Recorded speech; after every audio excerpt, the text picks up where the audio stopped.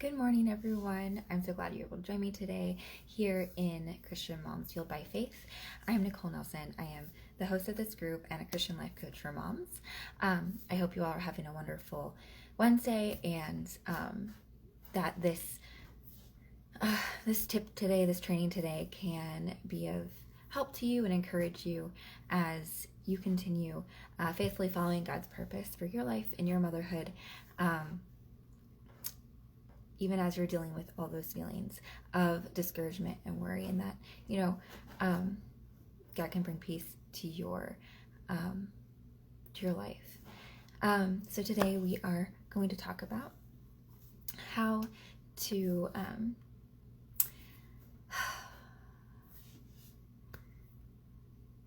respond in love when you're caught in a pattern of being harsh, or caught in a pattern of frustration, or there's a lot of stress that's going on in your life, and then you just find yourself reacting instead of responding. And especially as moms, that can be a little disconcerting. Especially when we love our children. You love your children, and ideally you'd want to always respond in love and always have that almost Pinterest perfect moment, hallmark moment, every moment of your motherhood. And you're probably laughing right now because you're probably like, yeah, that's not real life. And I get that because, we have a busy household too, with its own frustrations, its own stressors, its own challenges. And they're right alongside you, working through it, working on responding in love to my own children. But I wanted to share today something that has helped me in the past and continues to help me now, and has really shaped how I respond now. Came across, when I was, I guess it was a few years ago. It was for many years. But there were so many things I was dealing with. A lot in my own mind. There was a lot of, if you've been looking at any of the emails I've sent you, or if you've read anything about me or my website, or looked at the one of the very first videos we did in the group, the introduction video, I think it's in the announcements, you'll know that there was a huge transformation in my life, or a huge transition, I should say, in my life, that I was stuck in for a while. My life was completely changed from what I had imagined it would be, and it took many years for me to come to terms with it and really appreciate where God had me, and how to move forward in His love, and how to move forward as a mom, and with all my other responsibilities, because at least for me, I like to internalize a lot and have that quiet space, and when there's more commotion going on, it gets harder, so it takes time. But there was a lot of resentment that had built up over the years, and a lot of frustrations, and all I wanted was to be able to sit quietly in the morning with a cup of coffee and say my prayers, and have just some quiet time before the busyness of the day began. And more times than not, my kids would wake up much earlier than I wanted them to. I was already waking up early to kind of beat them.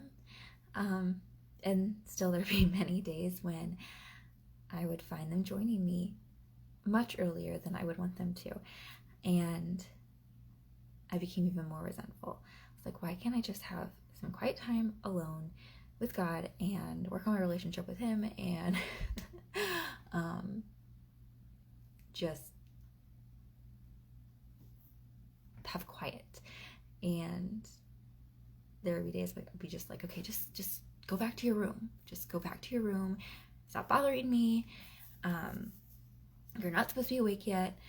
And, these things would come out of my mouth. These things would be in my thoughts of, oh my gosh, this is so annoying.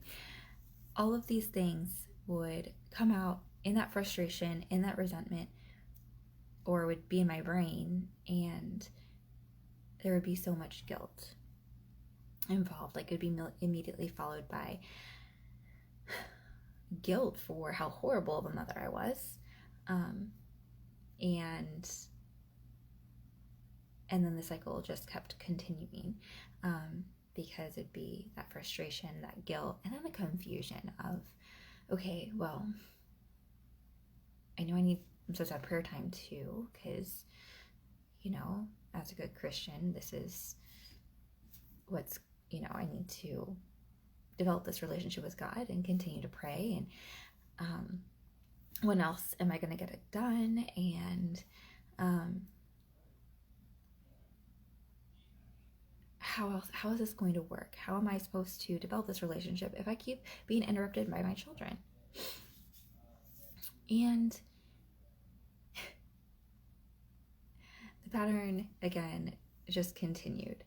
And I would pray, Lord, help me keep them asleep.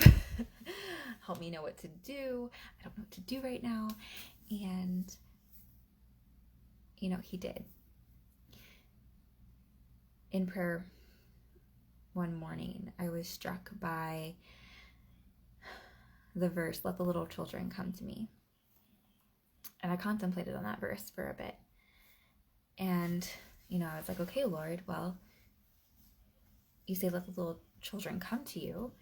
My children come down in the wee early bits of the morning and interrupt this time with you. But they're so rambunctious and so loud, I can't even focus on you. Isn't there something to be said for that? And he said, yes, there is something said for that. And you will get to that, and you will have that. Right now, focus on let the little children come to me. I love your children. You love your children. Remember that. And obviously, I was like, yeah, I know I love my children. I know I don't want to speak harshly to them. And so I continued to think about and reflect on how our Lord responds in love to those around him. And he just, of his love for us, his children, and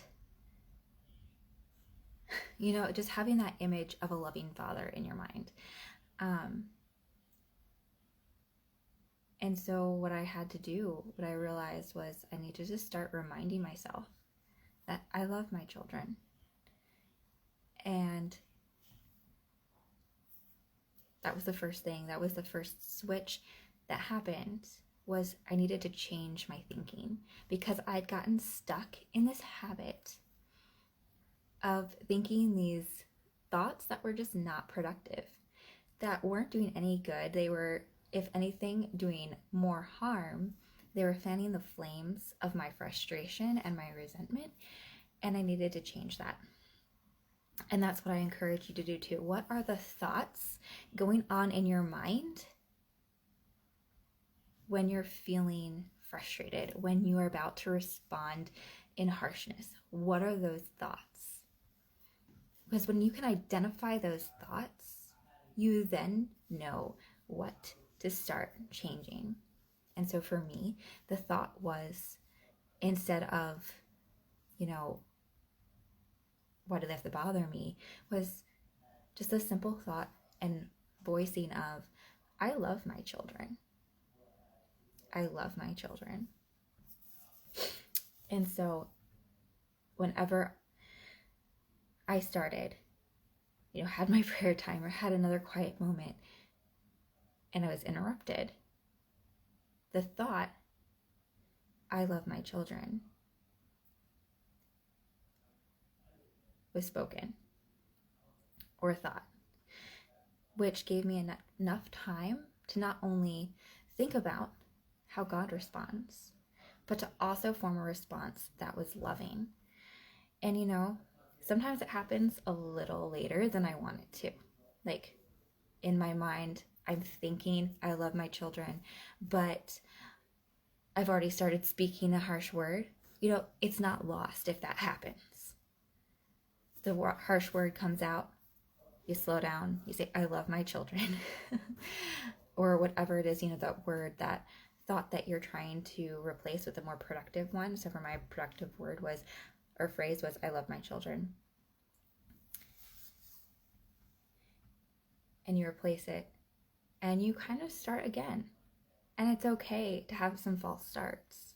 But the thing is, you're working on it. You're changing your mindset. You're changing your heart set from those feelings of frustration that are triggering those harsh responses or harsh reactions, and transitioning to and thinking on the heart of God and how he views you, so that you can then work on viewing your children in that same way, to give them the same kind of love and mercy as much as we can as humans to them. So it's not always like, one of the other solutions that we found was that I had a boundaries problem. We're still working on that. And so I learned too that it doesn't always matter what is said, as long as obviously it's appropriate. But like, it's okay if it's a no versus a yes. It's okay to have the boundaries and tell our children no, but it's the heart that's said with it. It's coming from that place of love and mercy, and saying it and responding versus reacting, and changing those thoughts to get that process going. So, what thought is coming on before you're feeling harsh? What are those thoughts that are forming in your mind? What thought can you use to replace it? What's more productive? What will help you see your children as God sees them? And how can you move forward and respond in love? I hope this was helpful to you, and I hope you have a wonderful rest of your day. If you are watching the replay, feel free to write #replay so I know you're here. If you have any questions, put them in the comments below, and I'll get back to you. Anyways, I hope you have a wonderful day, and I'll talk to you soon. Bye.